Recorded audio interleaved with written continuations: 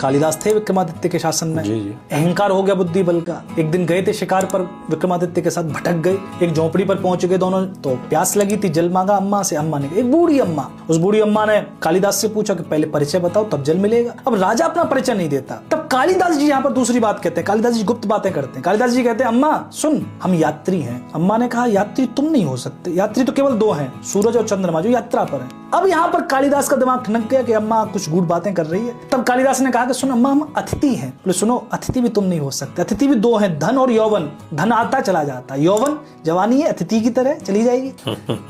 कालिदास ने कहा कि अम्मा हम परदेसी हैं। बोले परदेसी भी तुम नहीं हो सकते। जीवात्मा परदेसी है, कहीं से आई है, रह रही है शरीर में। और वृक्ष का पत्ता परदेसी है, तुम परदेसी नहीं हो।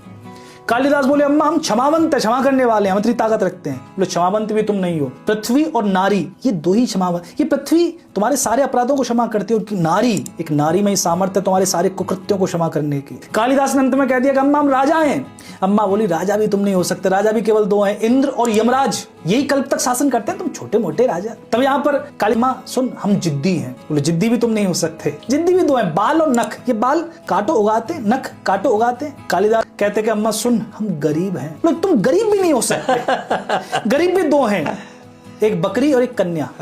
वो बकरी गरीब है जिसका मेमना कटने जा रहा है, उससे गरीब कौन होगा? वो कन्या गरीब है जो अपने पिता के घर रह रही है और एक दिन पता चलता है कि वो घर उसका नहीं है। तब यहाँ पर कालिदास कहते हैं सुन अम्मा, हम हार गए। तब अम्मा कहती है बावलो, तुम हारे हुए भी नहीं हो। हारे हुए भी दो हैं, एक कर्जदार जिसने कर्ज ले रखा वो हारा हुआ है, और दूसरा एक वधू का पिता जिसकी बेटी विदा हो रही है, वो सब हार रहा है। तब यहाँ पर चरणों में गिर गए, बोले अम्मा सुन, हम मूर्ख हैं। तब यहाँ पर अम्मा ने कहा सुनो, तुम मूर्ख भी नहीं हो सकते। फिर मूर्ख भी दो हैं, एक अयोग्य राजा और एक दरबारी पंडित। कालिदास चिल्ला पड़े अम्मा मैं दरबारी पंडित ही हूँ।